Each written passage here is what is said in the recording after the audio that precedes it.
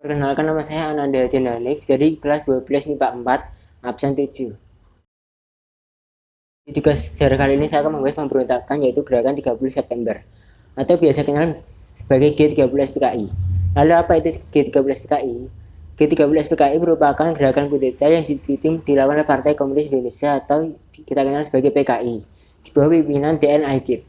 Gerakan ini bertujuan untuk menggulingkan pemerintahan Presiden Soekarno dan mengubah Indonesia menjadi negara komunis pada 1 Oktober 1965. Letkol Untung yang merupakan anggota Cakragirawa atau pasukan pengawal presiden memimpin pasukan yang dianggap loyal pada PKI.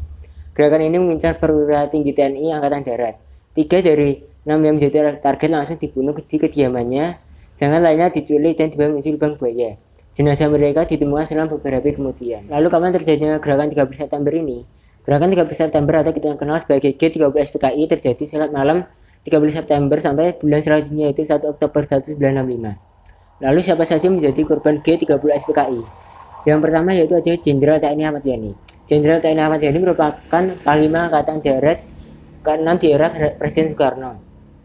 Jenderal Ahmad Yani lahir pada 19 Juni 1922. Jenderal Ahmad Yani dibunuh di rumahnya di Jalan Latuharu Timur nomor 6 Menteng, Jakarta Pusat pada tanggal 1 Oktober 1965. Yang kedua ada Letnan Jenderal Anumerta Suprapto.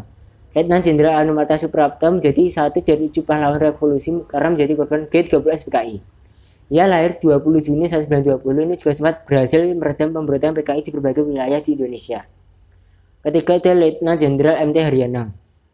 Letnan Jenderal MT Haryono sebelum tewas di tangan PKI, ia sempat berusaha kabur, tetapi kelompok tersebut membunuhnya dengan menembak berbagai tembakan ke arah tubuhnya. Keempat ada Letnan Jenderal S. Parman.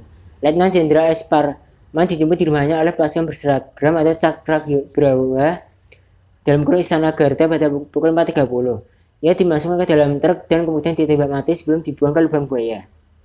Kelima ada Mayor Jenderal D.I. Panjaitan. Korban dari peristiwa G13 PKI selanjutnya yaitu Letnan Jenderal Panjaitan. Ia dijemput dan menyerahkan diri oleh gerombolan PKI. Setelah itu ditembak mati untuk dibuang bersama korban yang lainnya di lubang buaya. 6. Mayor Jenderal Sutoyo Siswo Miharjo. Penangkapan Mayor Jenderal Sutoyo Siswo Miharjo oleh gerombolan PKI dilakukan dengan alasan mendapat panggilan dari Presiden Soekarno. Namun ia malah dibawa ke markas PKI dan ditembak mati. Terakhir ada Kapten Pierre Tendean. Kapten Pierre Tendean menjadi korban salah sasaran dari G13 PKI. Karena sebenarnya sasaran utamanya adalah Jenderal Besar TNI Purn Haris Nasution. Lalu di mana lokasi lubang buaya sebagai tempat dimasukkannya ke 7 jenderal ini? Lubang buaya merupakan saksi bisu pembantaian para jenderal pada 30 September 1965. Para 7 jenderal itu dibunuh PKI, lalu mayat ke-7 jenderal tersebut dimasukkan ke sebuah sumur yang berdiameter 75 cm dengan kedalaman 12 meter. Dan sumur itu kita kenal sebagai lubang buaya. Dan sekarang sumur itu bertempat di kawasan Pondok Gede, Jakarta. Secara spesifik, sumur itu terletak di Kelurahan Lubang Buaya, Cipayung, Jakarta Timur. Mengapa PKI membunuh para jenderal ini? Karena merupakan gerakan kudeta yang dituding oleh Partai Komunis Indonesia atau PKI di bawah pimpinan DN Aidit untuk menggulingkan pemerintahan Soekarno dan mengubah Indonesia menjadi negara komunis. Bagaimana peran pemerintah saat itu setelah pembunuhan yang terjadi? Presiden Soekarno memerintahkan Mayor Jenderal Soeharto untuk membersihkan semua unsur pemerintah dari pengaruh PKI. PKI kemudian dinyatakan sebagai penggerak kudeta dan para tokohnya diburu dan ditangkap. Termasuk DN Aidit yang sempat kabur ke Jawa Tengah. Anggota organisasi yang dianggap simpatisan atau terkait dengan PKI juga ditangkap. Organisasi tersebut antara Lekra, CKMI, Pemuda Rakyat, Barisan TNI Indonesia, dan Gerakan Wanita Indonesia. Tak hanya oleh pemerintah dan militer, beberapa kelompok masyarakat juga menghancurkan markas PKI di berbagai daerah. Dan segitu saja penjelasan tentang G13 PKI dari saya.